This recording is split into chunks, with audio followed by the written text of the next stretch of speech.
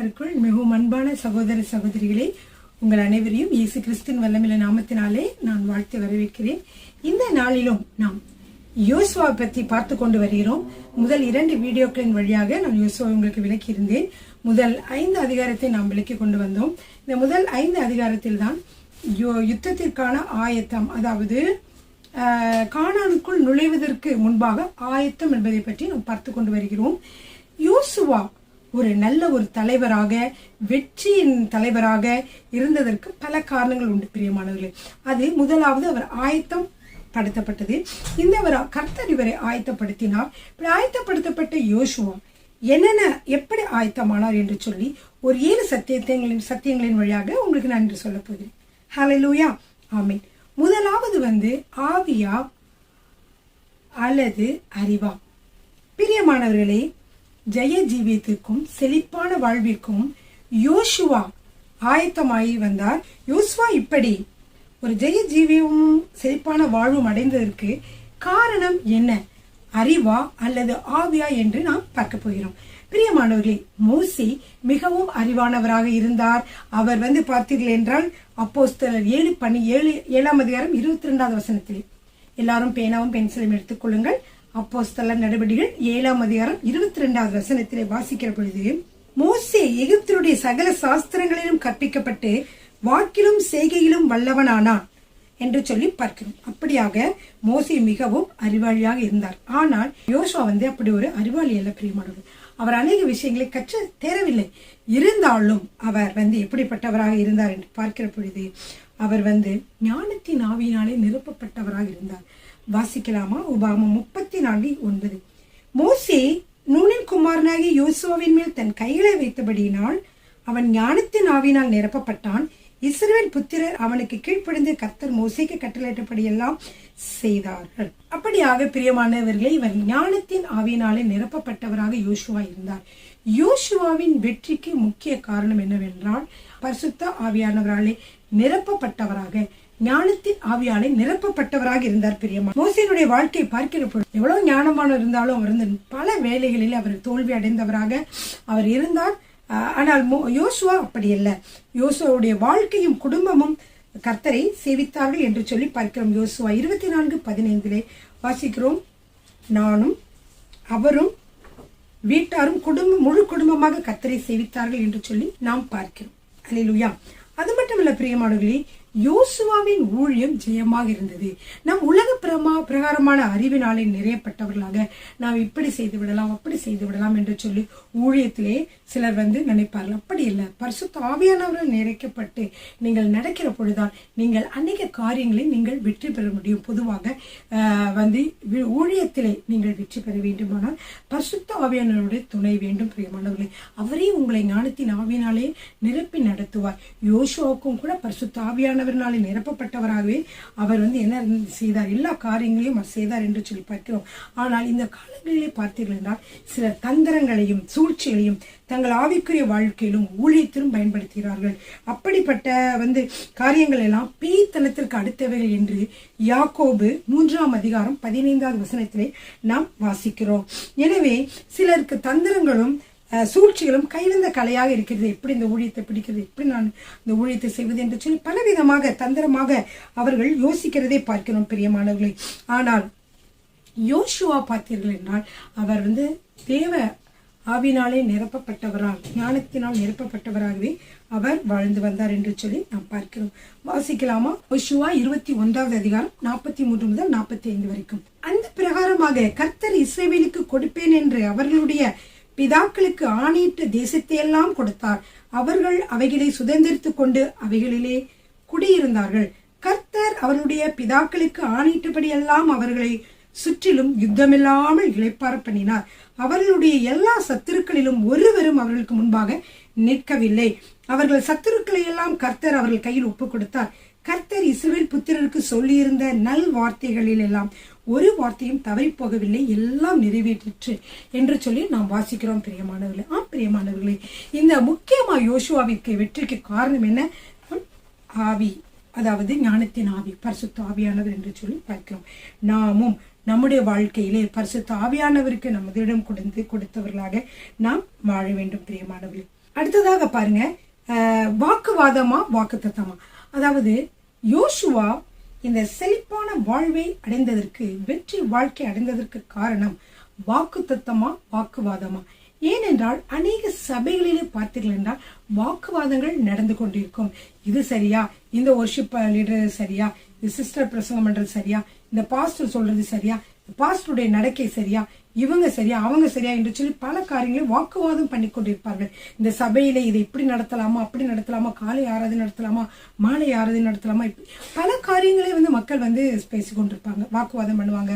ஒருத்தர் இதுதான் நல்லதுன்னு, ஒருத்தர் இன்னொன்று தான் நல்லதுன்னு, இப்படியாக பேசி கொண்டிருப்பதை பார்க்கலாம். ஆனால் நாம் ஊழிய செய்ய வேண்டிய ஊழியக்காரர்கள் வாக்கு தத்தம் தான் முக்கியமானது. அதாவது அவர்கள் என்ன சொல்ல வேண்டும்? போதகர்கள் இப்படிப்பட்ட வாக்குவாதங்கள் வருகிற பொழுது, சரி ஒரு பிரதர் சொல்றாங்க, பாஸ்டர் இப்படி நம்ம காலை நேரத்தை இந்த டயத்துக்கு மாற்றுவோம் பாஸ்டர், ஒரு சகோதரி சொல்றாங்க பாஸ்டர் இந்த மாதிரி மாற்றணும், உடனே என்ன செய்யக்கூடாது? ஓகே அப்படிங்களா சிஸ்டர், ஆமா சிஸ்டர் நீங்க சொல்ல கருத்தை மாற்றேன், அப்படி சொல்லவே கூடாது. எந்த ஒரு கருத்தையும் நீங்க அப்படி சொல்லவே கூடாது. நீங்க என்ன சொல்லணும்? சிஸ்டர் அல்லது பிரதர், நான் ஜெபிக்கிறேன், கர்த்தர் நம்மை வழிநடத்துவார். இது சாதாரணமான காரியம் அல்ல, ஊழியத்திற்குரிய காரியங்கள். இதை கர்த்தர்கிட்ட நம்ம என்ன செய்யணும்? ஜெபித்து அவர் என்ன சொல்கிறாரோ அதன்படிதான் நாம் செய்ய வேண்டும் என்று நீங்கள் சொல்லிவிட வேண்டும். இப்படிதான் நம்ம சொல்வதனால்தான் நீங்க பல பிரச்சனைகளுக்கு நீங்கள் தப்பித்துக் கொள்ளலாம். இப்போ யோசுவா பற்றி பார்க்கிற பொழுது அவருக்கு வாக்கு தத்தங்கள். பிரியமானவர்களே, யோசுவாவின் ஜெய ஜீவியத்திற்கும் செழிப்பான வாழ்விற்கும் இரண்டாவது ஆயத்தம் என்னவென்றால் வாக்கு தத்தம். வாசிக்கலாமா? யோசுவா 1:3-4. நான் மோசேக்கு சொன்னபடி உங்கள் காலடி மிதிக்கும் எவ்விடத்தையும் உங்களுக்கு கொடுத்தேன். வனாந்தரமும் இந்த லீபனோனும் தொடங்கி ஐப்ராத் நதியான பெரிய நதி மட்டுமல்ல, ஏத்தேரின் தேசம் அனைத்தும் சூரியன் அஸ்தமிக்கிற திசையான பெரிய சமுத்திரம் வரைக்கும் உங்கள் எல்லையா இருக்கும் என்று ஆண்டவர் வாக்கு தத்தத்தை கொடுக்கிறார். முதலாவதே அவருக்கு வாக்கு தத்தம், வாக்கு தத்தத்தின் மேல் வாக்கு தத்தம், புதிய புதிய இடங்களுக்கு புதிய புதிய வாக்கு தத்தங்கள். இப்படியாக கர்த்தர் யோசுவாவுக்கு கொடுத்து நடத்தினார். யோசுவாவும் என்ன செய்தார்? அந்த வாக்கு தத்தத்தை பிடித்து கொண்டு நடத்தார். ஆனால் மோசேயின் காலத்தில் எப்பொழுது வாக்குவாதங்கள் வந்து கொண்டிருந்தது என்று உங்களுக்கு தெரியும் இல்லையா? நான் யாத்திராமத்திலையும் லேவியராமனும் சொல்லும் பொழுது சொல்லியிருப்பேன். எப்பொழுது பார்த்தாலும் என்ன செய்வாங்க? இஸ்ரவேல் ஜனங்கள் வாக்குவாதம்.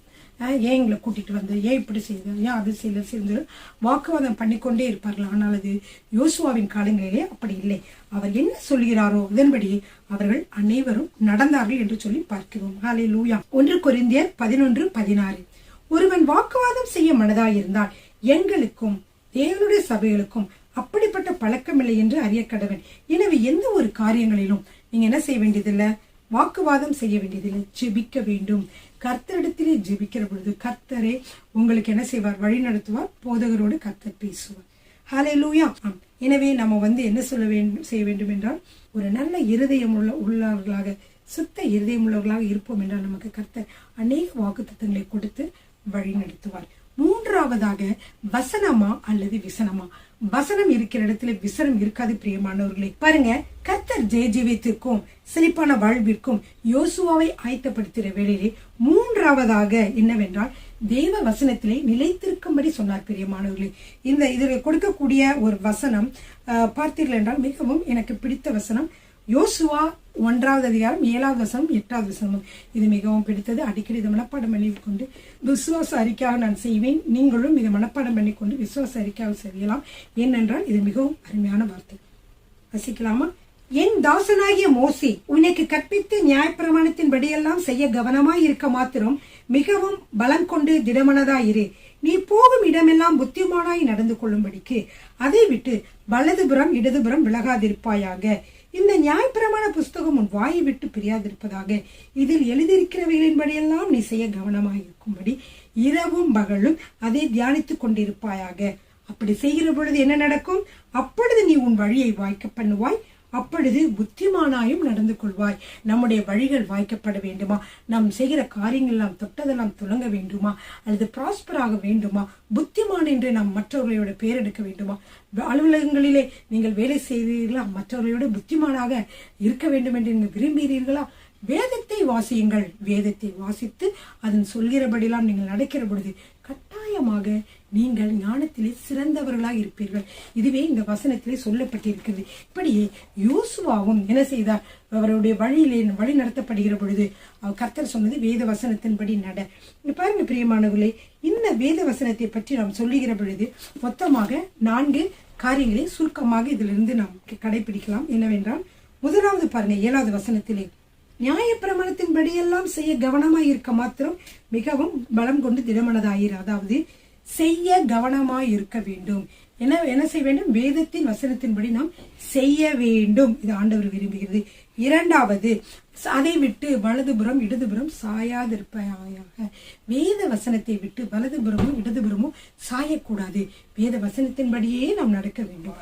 3வதாக பிரியமானவர்களே, என்ன சொல்லப்பட்டிருக்கிறது? இந்த நியாயப்பிரமாண புஸ்தகம் உன் வாயை விட்டு நீங்காதிருப்பதாக. அப்படி என்றால் எப்பொழுதும் நீ வேத வசனத்தை பேசிக்கொண்டே இரு என்று அர்த்தம். அடுத்து 4வது, நீ இவைகளின்படி செய்ய கவனமாய் இருக்கும்படி இரவும் பகலும் அதை தியானித்துக் கொண்டிருப்பாயாக. இரவும் பகலும் அதை என்ன செய்ய வேண்டும்? தியானித்துக் கொண்டிருக்க வேண்டும். வேத வசனத்தை என்ன செய்ய வேண்டும்? வேத வசனத்தின்படி உன் வாழ்க்கையை நடத்து. வார்த்தையை விட்டு, தேவ வார்த்தையை விட்டு வலதுபுறம் இடதுபுறம் சாயாதே வேத வசனத்தை உன் வாயால் பேசு. இரவும் பகலும் வசனத்தை தியானம் செய்.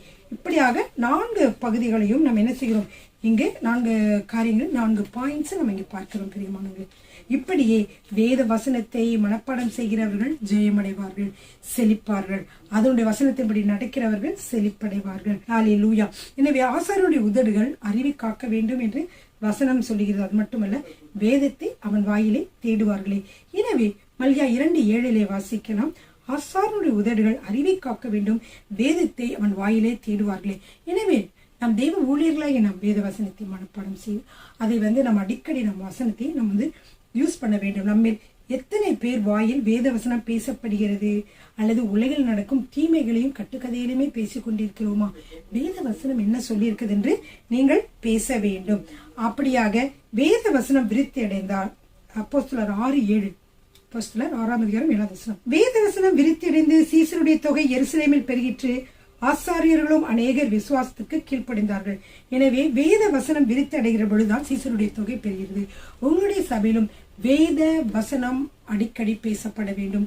வேத வசனம் நிறைய பேசப்படுகிற பொழுது, வேத வசனத்திற்கு நீங்கள் முக்கியத்துவம் கொடுக்கிற பொழுது உங்கள் சபையிலும் சீசருடைய தொகை நிரம்பும் பிரியமானவர்களே. ஹல்லேலூயா, ஆமென். அடுத்ததாக நீங்க பார்க்கிற பொழுது 4வது பாயிண்ட் என்னவென்றால், ஜெபமா ஊழியமா? ஊழியம் முக்கியமா, ஜெபம் முக்கியமா? தெய்வ ஆசீர்வாதத்தை சுதந்திரிக்க ஜெபத்திற்கு முதலிடமா, ஊழியத்திற்கு முதலிடமா? முதலாவது இடம் ஜெபம் பிரியமானவர்களே. ஏனென்றால் நாம் ஜெபத்திற்கே முதலிடம் கொடுக்க வேண்டும். நன்றாக ஜெபித்து விட்டு நீங்கள் வெளியே செய்து ஊழியத்திற்கு சென்றால் அந்தகார சக்திகள், மறைந்திருந்து நம்மை தாக்கக்கூடிய சக்திகள் எல்லாவற்றிலிருந்தும் நீங்கள் விடுதலை பெற முடியும். அநேகர் பாருங்க பிரியமானவர்கள், அதை தெரியாதவர்களாக அநேக நேரங்களை பாருங்க தைரியம் யார் மேல கை வச்சு ஜெபிச்சிருவாங்க.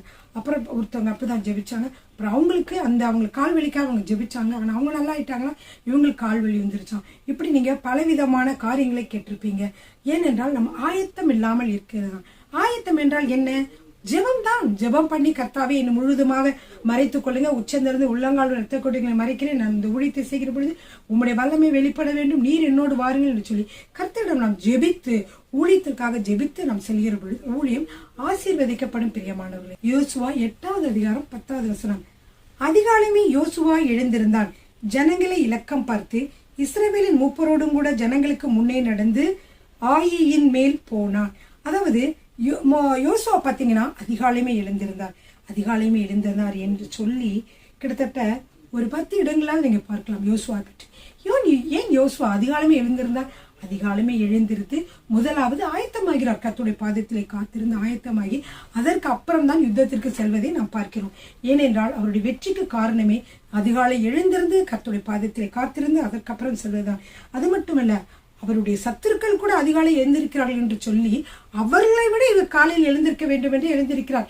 பெரியமானவர்களே, நீங்கள் காலையில் எழுந்திருந்து ஜெபித்து விட்டு எல்லா காரியங்களும் செய்தீர்கள் என்றால் உங்கள் வாழ்க்கையிலே வெற்றி. எனவே நீங்கள் மறைந்திருந்து தாக்கக்கூடிய அந்தகார சக்தியின் வல்லமையிலிருந்து நீங்கள் விடுபடலாம். நீங்கள் ஜெபிக்காமலே இந்த நாளை தொடங்கினீர்கள் என்றால் ஒருவேளை குடும்பத்திலே கணவன் மனைவிக்குள்ளே வாக்குவாதங்கள் வரலாம், பிள்ளைகளுக்குள்ளே பிரச்சனைகள் வரலாம், அல்லது மற்ற சபையிலே பிரச்சனைகள் வரலாம். எல்லாவற்றிற்குமே முக்கியமாக தடை எதை வேண்டாம்? ஜெபம் தான். நீங்க ஜெபித்து விட்டு இந்த காரியங்களை செய்கிற பொழுது சாத்தானின் அந்தார சக்தியின் வல்லமைகள் தடைப்படும் பிரியமானவர்களே. ஹல்லேலூயா. அடுத்ததாக நம்ம பார்க்கிறோம், இயேசுவை பற்றி பார்க்கிறோம். இயேசப்பா என்ன செய்தார் இந்த காலத்துல ஊழியம் செய்கிற பொழுது? அவர் வாசிக்கலாமா? லூக்கா 5:15-16. அப்படி இப்படி இருந்தும் அவருடைய கீர்த்தி அதிகமாய் பரம்பிற்று. திரளான ஜனங்கள் அவருடைய உபதேசத்தை கேட்பதற்கும் அவராலே தங்கள் பிணிகள் நீங்கி சௌக்கியம் அடைவதற்கும் கூடி வந்தார்கள். அவரோ வனாந்தரத்தில் தனித்து போய் ஜபம் பண்ணி கொண்டிருந்தார். எனவே ஆண்டவருடைய இயேசுவே நமக்கு முன்மாதிரி. அவர் என்ன செய்கிறார்? மக்கள் அங்கு கியூவா நின்று கொண்டிருக்கிறாங்க, சுகம் பெற்றுக் கொள்ள வேண்டும் என்று வார்த்தைகளை கேட்க நின்று கொண்டிருக்கிறார்கள். ஆனால் இயேசு என்ன செய்தார்? அவரோ தனித்திருந்து ஜபம் பண்ணி கொண்டிருந்தார். முதலாவது ஜபம் செய்துவிட்டு நீங்கள் பிற்பாடு நீங்கள் போயிரு வெளியிலே மக்களுக்கு சுகம் கொடுப்பதோ இல்லை வேத வசனத்தை கொடுப்பதோ எல்லாவற்றிலும் ஒரு ஒரு அற்புதங்கள் நடக்கும் பிரியமானவர்களே. ஆனால் அதை விட்டு நம்ம எப்பொழுதும் ஊழியத்தை நம்ம ஃபோக்கஸ் பண்ணி கொண்டு சென்றால் பல நேரங்களிலே பிரச்சனைகள் தான் வருகிறது. அநேகர் ஊழியத்தை செய்கிற பொழுது ஊழியத்தையே ஃபோக்கஸ் பண்ண ஊழியத்தில் எப்படி மற்ற சபையிலிருந்து மக்களை நம்ம திருடிடலாம், மற்ற காரியங்களை என்ன செய்யலாம், எப்படி பணம் சம்பாதிக்கலாம், எப்படி இது பண்ணலாம்னு சொல்லி சில பேர் பணத்தில் ரொம்ப ஃபோக்கஸ்டாக இருப்பாங்க. பணத்தில் ஃபோக்கஸ்டு அந்த மாதிரிலாம் இருக்கிறவங்க குடும்பங்கள் பார்த்தீர்கள் என்றால் எப்படி இருக்கிறது? கணவன் மனைவி நாம் பிரிந்து கொண்டு வாழக்கூடிய சூழ்நிலைகள் உருவாகிறது. ஏனென்றால் நாம் கர்த்தரையே நம்மை வழி நடத்துகிறவர். நீங்கள் காலையிலே அவர் பாதத்திலே இருந்து ஜெபிக்கிற பொழுது அவர் உங்களுக்கு நல்ல அறிவுரைகளை சொல்லி வழி நடத்துவார். ஒரு பிஸ்னஸ் ஸ்டார்ட் பண்ணுறீங்களா, உங்களுக்கு தெரியாது யார் எப்படிப்பட்டவங்க. நீங்கள் நினச்சிட்டு இருப்பீங்க அவர் நல்ல பார்ட்னர் தானே நீங்கள் நினச்சிட்டு இருப்பீங்க. ஆனால் அவங்க மோசமானவங்களாவோ அதை தந்திரம் உள்ளவங்களாக இருந்தால் கர்த்தர் உங்களுக்கு வெளிப்படுத்துவார், அவங்களுடைய செய்கைகளை காட்டுவார், அவங்களுடைய தந்திரமான அவங்களுடைய குணத்தை உங்களுக்கு காட்டி கொடுப்பார். எனவே நீங்கள் ஜெபித்து விட்டு எந்த காரியங்கள் செய்வது உங்களுடைய வாழ்க்கைக்கு வெற்றிக்கு வழிவகுக்கும் பிரியமானவர்களே. ஹல்லேலூயா. அப்படித்தான் என்ன செய்தார்? யோசுவாவும் எப்பொழுதும் ஆயத்தம் உள்ளவராக அவர் அப்படியே இருந்தார் என்று சொல்லி பார்க்கிறோம். அது மட்டுமே அவர் கர்த்தரோடு, அதாவது ஜெபம் என்றால் என்ன? கர்த்தரோடு நாம் உருவாடுவது, கர்த்தருடைய பிரசனத்திலே தரித்திருப்பது. யோசுவாவும் கர்த்தருடைய பிரசனத்திலே தரித்திருந்தார். அநேக இடங்களில் பார்த்தீர்கள் என்றால் அவர் சொல்வார், அவர் ஆண்டவர் அவரோடு பேசுவதே பார்க்கிறோம். நான் உன்னை விட்டு விலகுவதும் இல்லை, உன்னை கைவிடுவதும் இல்லை, நான் உனக்கு கட்டளையிடவில்லையா? பலம் கொண்டு திடமனதாயிரு, திகையாதி, கலங்காதி, நீ போகும் இடமெல்லாம் உன் தேவனாய கர்த்தர் உன்னோடு இருக்கிறார் என்று யோசுவா 1:9 நாம் வாசிக்கிறோம். யோசுவா 1:9. இப்படியாகவே தேவனுடைய சமூகத்தில் இருக்கிற பொழுது தேவனுடைய வார்த்தைகள் வருகிறது. அந்த வார்த்தைகளை பிடித்துக்கொண்டு உற்சாகமாக என்ன செய்தார்? யோசுவா எல்லா காரியங்களையும் கானானை சுதந்திரித்தார் என்று சொல்லி பார்க்கிறோம். நாமும் அப்படியே ஊழியத்தை நாம் செய்ய வேண்டும். அடுத்து 5வதாக என்ன காரியம் என்று பார்த்தால் சீசத்துவமா சூட்சமா. பாருங்க பிரியமானவர்களே, யோசுவா எப்படி ஒரு அடிமையாய் பிறந்தவர், ஆனால் மோசே எப்படிப்பட்டவர்? 40 வருடங்கள் அரண்மனையில வாழ்ந்தவர், எல்லா காரியங்களும் கற்று தேர்ந்த ஒரு ஞானியவர். ஆனால் யோசுவா ஒரு அடிமையாக இருந்தாலும் அவர் மோசேக்கு எப்படி இருந்தால் ஒரு ஷீடராக, அவருக்கு ஒரு ஊழியக்காரராக இருந்தார் என்று சொல்லி பார்க்கிறோம். வேதத்திலே வாசிக்கலாமா? யோவான் 1:1. மோசேயின் ஊழியக்காரனான நூனின் குமாரன் யோசுவாவை நோக்கி, எல்லாரும் பேனாவையும் நோட்டு புத்தகத்தையும் எடுத்துக்கொள்ளுங்கள், சொல்லுகிற வசனங்களை குறித்து வைத்துக்கொண்டு சும்மா இருக்கிற நேரங்களிலே அதை ஆராய்ச்சி பண்ணுங்கள் பிரியமானவர்களே. மோசேயின் ஊழியக்காரனான நூனின் குமாரன் யோசுவாவை நோக்கி என்று சொல்லி பார்க்கிறோம். கர்த்தர் மோசேயின் ஊழியக்காரனான யோசுவாவை நோக்கி. அடுத்ததாக பாருங்க, யோசுவாவின் கடைசி காலங்களிலே, கடைசி நிமிடங்களிலே, ஜீவன் போகும் முன்பே, அவருடைய ஊழியமெல்லாம் முடிந்த பின்பு கர்த்தர் அவர் எப்படி அழைத்தார் என்று வாசிக்கலாமா? யோசுவா 24:29. நூனின் குமாரனாகிய யோசுவா என்னும் கர்த்தருடைய ஊழியக்காரன் 110 வயதுள்ளவனாக மரணமடைந்தான். யாரு? நூனின் குமாரனாகிய யோசுவா என்னும் கர்த்தருடைய ஊழியக்காரன். நீங்கள் கர்த்தருடைய ஊழியக்காரர்களாக மாற வேண்டும் என்றால் தேவனுடைய ஊழியக்காரர்களுக்கு நீங்கள் எப்படி இருக்க வேண்டும்? உதவியாளராக, அவருக்கு உதவி செய்கிறவர்களாக இருக்க வேண்டும். ஹல்லேலூயா. அப்படிப்பட்டவர்களாக ஜெபத்திலே அவரை தாங்கலாம். ஊழியக்காரருக்கு சில முக்கியமான கர்த்தர் உங்களுக்கு என்னென்ன காரியங்களை, பண விஷயங்களை தாங்கலாம், சில காரியங்களை கூட இருந்து உதவி செய்யலாம். இப்படிப்பட்ட பல காரியங்களை நீங்கள் செய்து அவருக்கு உதவி செய்கிற பொழுது அது உங்களுக்கு மிகவும் பிரயோஜனம் உள்ளதாக இருக்கும். அது மட்டுமல்ல, அவரிடமிருந்து பல காரியங்களை நீங்கள் கற்றுக்கொள்வீர்கள். ஊழியக்காரருக்கு நீங்கள் கீழே இருக்கிற பொழுது அவர் எப்படி ஊழியக்காரரானார், எப்படி உயர்ந்தார், அவருடைய வாழ்க்கையில் என்னவெல்லாம் காணப்படுகிறது என்று சொல்லி நீங்கள் என்ன செய்யலாம்? அநேக காரியங்களை அவருடைய வாழ்க்கையிலிருந்து நீங்கள் கற்றுக்கொள்ளலாம். ஹல்லேலூயா. ஆமென். எனவே யோசுவா தன் தலைவனுக்கு கீழ் ஒரு நல்ல சீடனாக பணிவிட ஊழியத்தை செய்தார் என்று சொல்லி பார்க்கிறோம்.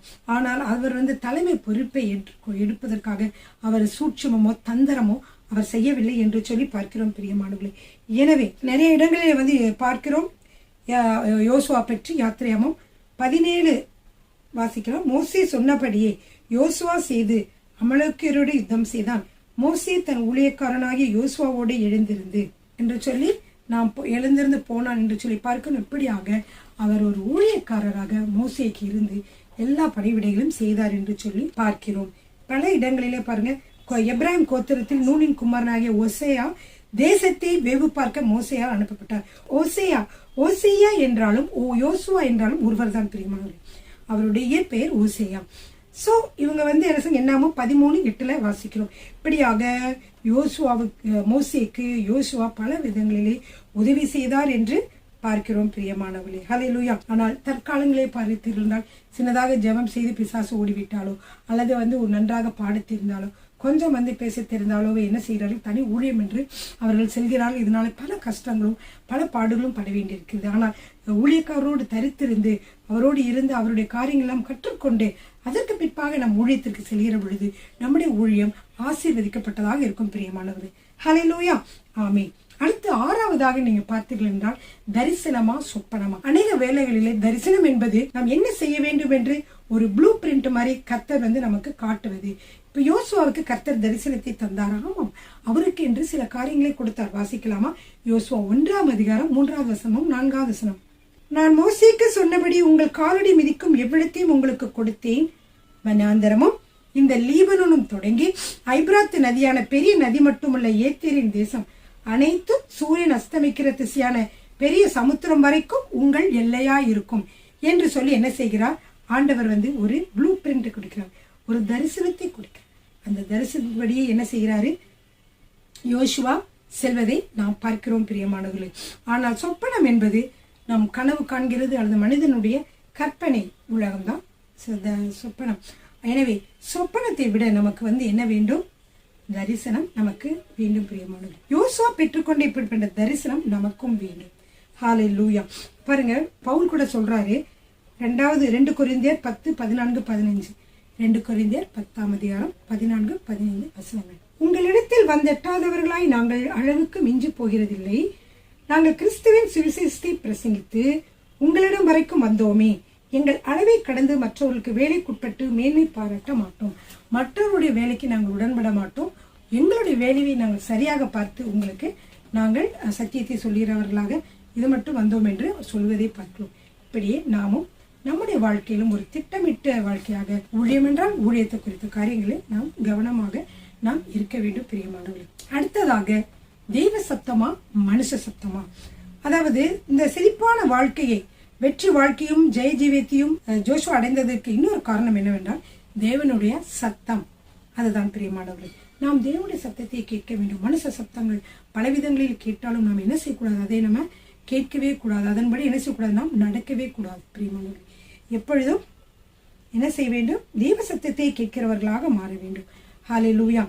யோசுவா 1 அதிகாரம் 1வது வசனத்திலே கர்த்தருடைய தாசனாகிய மோசே மரித்த பின்பு கர்த்தர் மோசேயின் ஊழியக்காரன் நூனின் குமாரன் யோசுவாவை நோக்கி என்று வாசிக்கிறோம். இப்படியாக இந்த புத்தகத்திலே கர்த்தர் யோசுவாவை நோக்கி என்று 10 இடங்களிலாவது நம்ம வாசித்து விடுவோம். அப்படியாக கர்த்தர் என்ன செய்கிறார்?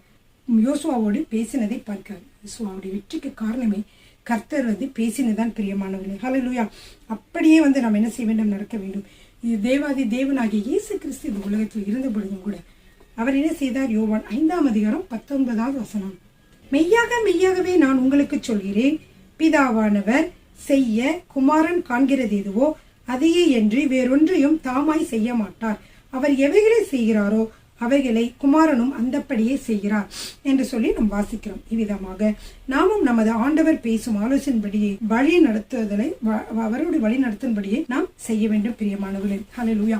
என்னுடைய வாழ்க்கையிலும் கூட நாங்களும் ஊழியத்தில் ஈடுபடுகிற பொழுது நானும் வேத கல்லூரியில் படித்திருந்தேன். எனவே ஒரு வாரம் பாஸ்டர் பிரசங்கம் பண்ணினால் ஒரு வாரம் நானும் பிரசங்கம் பண்ணுவேன். இப்படியாக நாங்கள் மாறி மாறி பிரசங்கம் செய்து விடுவோம். அப்பொழுது புதிதாக ஒரு நபர் என்ன சொல்லியிருந்தாருன்னா, மற்ற சகோதரர்களோடு பேசிட்டு இந்த மாதிரி சிஸ்டர் பேசலாமா, சிஸ்டர் பிரசங்கம் பண்ணக்கூடாது என்று சொல்லி கொஞ்ச நாள் சொன்னாங்க. கொஞ்ச நாள் நீங்கள் பேசாமல் இருங்க சிஸ்டர், நீங்கள் பாஸ்டரே பேசட்டும் என்று சொன்னார்கள். ஆனால் கர்த்தர் என்னை ஊழியத்திற்கு அழைத்திருந்தார். எனக்கு அந்த தகுதியை கொடுத்திருந்தார். அவர் எனக்கு அந்த தாளந்தை கொடுத்திருந்தார். வேத கல்லூரியிலே படிக்க ரேமா பைபிள் காலேஜில் படிக்கணும் ஆசைப்பட்டேன். அதற்கு சேரும்படி ஒரு வாய்ப்பை கொடுத்திருந்தார். நான் அதிலே சேர்ந்து பயின்று 2 வருடங்கள் படித்திருந்தேன். எனவே கர்த்தர் அவருடைய சத்தத்தின்படியே நான் எல்லா காரியம் செய்தேன். ஆனால் மனித சத்தங்களுக்கு பயப்படவில்லை பிரியமானவர்களே. நான் மனித சத்தங்களுக்கு பயப்படாமல் கர்த்தருடைய சத்தத்திற்கே கீழ்ப்படிந்து நடந்ததுனால்தான் இன்றைக்கு நான் அநேக பாருங்க வேத வசனங்களை போதிக்கிறவளாக நான் எங்கே இருக்கிறேன் பாருங்க. எல்லா டெலிவிஷன்லையும் கிட்டத்தட்ட 3-4 டெலிவிஷன்களில் நாங்கள் வேத வசனத்தை நாங்கள் பிரசங்கிக்கிறவர்களாக இருக்கிறோம். அப்படியாக கர்த்தர் என்னை பயன்படுத்தினார். எனவே கர்த்தருக்கு பயந்து மனித சத்தத்தை எல்லாம் அசட்டை செய்தவளாக நான் இருந்ததனால்தான் இன்றைக்கு கர்த்தரை ஊழியக்காரியாக பயன்படுத்துகிறார். உங்களுடைய வாழ்க்கையிலும் மனித சத்தங்கள் வருகிறதா? அதை நீங்கள் அசட்டை செய்யுங்கள். கர்த்தருடைய சத்தத்திற்கே நீங்கள் முதலிடம் தருங்கள். மனிதர்கள் இன்றே இருப்பார்கள், நாளைக்கு அவர்கள் இருக்க மாட்டார்கள். அப்படி எங்களுடைய சபையிலே அன்று இருந்தவர்கள் எல்லாம் இன்று இல்லை. இல்லாவிட்டாலும் கர்த்தர் எப்பொழுதும் எங்களோடு இருந்து எங்களை ஊழியத்திலே மென்மேலும் பெருக செய்கிறார். முன்பாக நாங்கள் ஒரு 100 பேருக்கு பிரசங்கம் பண்ணி கொண்டிருந்தோம் என்றால் 200 பேருக்கு பண்ணி கொண்டிருப்போம் என்றால் இன்றைக்கு ஆயிரக்கணக்கான மக்கள், லட்சக்கணக்கான மக்களுக்கு பிரசங்கிக்கக்கூடிய கர்த்தருடைய வார்த்தைகளை சொல்லக்கூடிய ஒரு மவுத் பீஸாக ஆண்டவர் பயன்படுத்தி வருகிறார் பிரியமானவர்களே. எனவே நாம் கர்த்தருடைய சத்தத்தை கேட்டு நடக்கிற பொழுது கர்த்தர் நம்மை கைவிட மாட்டார். நம்ம என்ன செய்வார்? அவர் இறுதி வரைக்கும் நம்மை பயன்படுத்துவார். எனவே இந்த வசனங்களிலே நாம் பார்த்த பொழுது அருமையான சில வார்த்தைகளை உங்களோடு சொன்னேன். முதலாவது பாருங்கள், வாவிலே நாம் நிறைய வேண்டும். 2வதாக வாக்குத்தத்தங்கள் பெற்றுக்கொள்ள வேண்டும். 3வதாக வசனத்திலே நிறைந்திருக்க வேண்டும். 4வதாக நாம் ஜெபிக்க வேண்டும். 5வதாக சீடர்களாக மாற வேண்டும். 6வது தரிசனத்தை பெற்றுக்கொள்ள வேண்டும். 7வதாக தேவ சத்தத்தை கேட்க வேண்டும். இப்படியாக இந்த செழிப்பான வாழ்க்கையை, வெற்றியான வாழ்க்கையை யோசுவா பெற்றுக்கொள்வதற்கு காரணமான இந்த 7 உபதேசங்களையும் நீங்கள் நன்றாக ஆராய்ச்சி செய்து உங்கள் வாழ்க்கையிலும் நீங்கள் கடைபிடிக்க வேண்டுமாய் நான் கேட்டுக்கொள்கிறேன். இப்படியாக என்னுடைய இந்த செய்தியை இயேசு கிறிஸ்துவின் வல்லமையான நாமத்தினாலே நான் முடித்துக் கொள்கிறேன். ஹல்லேலூயா, ஆமென்.